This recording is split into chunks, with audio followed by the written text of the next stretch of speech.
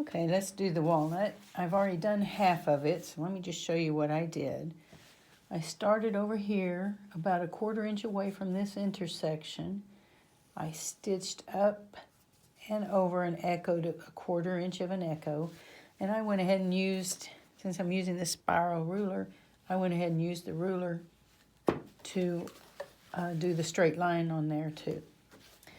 Okay, then I came up and did half of the circle, and I did my walnuts, and I'll show you how to do them. Then I ended up over here, I cut my thread. Now I've got to do the other half of the walnut, and that's where I'm going to start. So let's see, we're going to mark, I already marked it, but my mark went away, so I can show you how to do that again. Mark this, lining up the lines with the top and bottom of your quilt, or of your diagonal line. Mark a circle.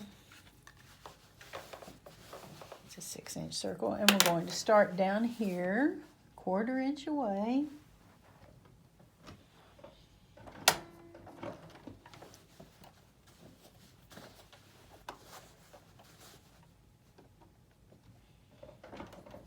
I'm going to put my gloves on.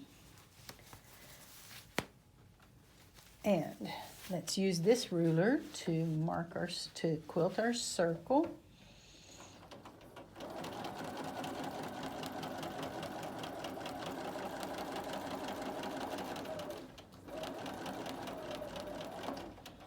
Okay, getting kind of awkward. We can move though, right? We can adjust until we're happy.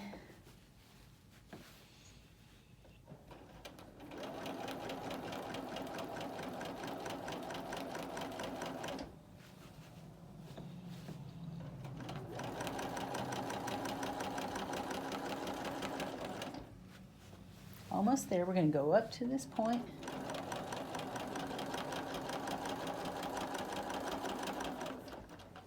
All right. Now we're at the point. Now we're going to start doing our walnuts, making our walnuts. We have stickers on both sides of the ruler so that we can go up and down. What I want to do, so I'm going to turn it, put it back here. I want to make this first spiral end up about 1/4 inch away from the tip of the echoed diamond. To make it end up there, I've got to put my ruler on the point of the diamond, and then it'll be 1/4 inch away. Let's see, that's not very comfortable. Let's try this way.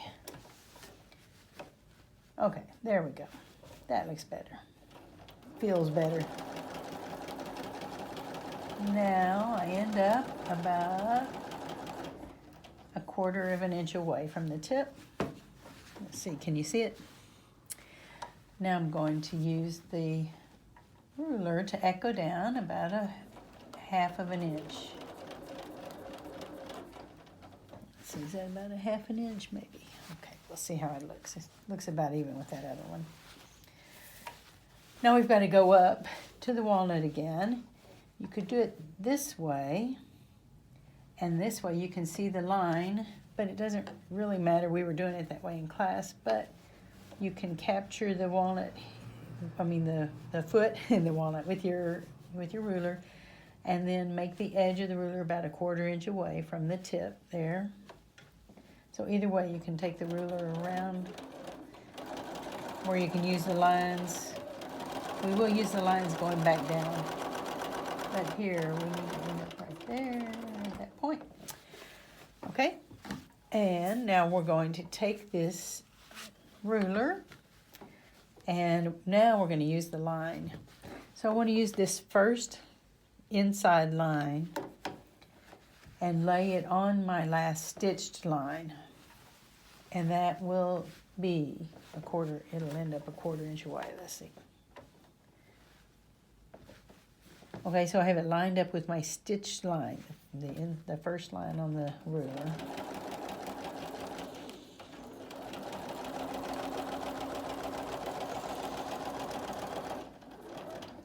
Go down the spine about 1/2 inch.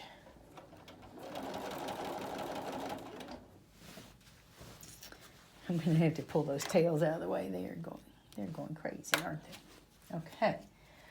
And now let's turn it and go back up. We want to end up back there.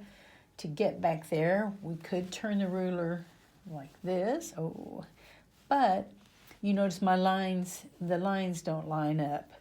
But I can make this 1/4 of an inch away. If you wanted to, you could turn the ruler over like this. Then the line ends up with your stitched line, but you will have to stitch into, I'll just do it this time, stitch into that ruler catcher.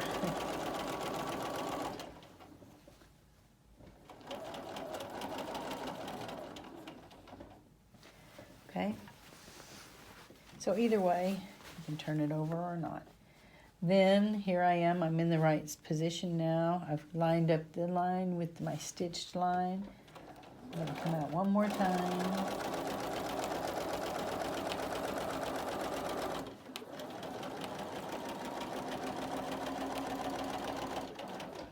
Sorry if you couldn't see that, my arm got in the way. All right, here we are. Let's take 5 small stitches. Lift up. Grab that thread. Down in the hole, back up, and there's my bobbin thread. Just a little reminder here. Okay, and there is my walnut.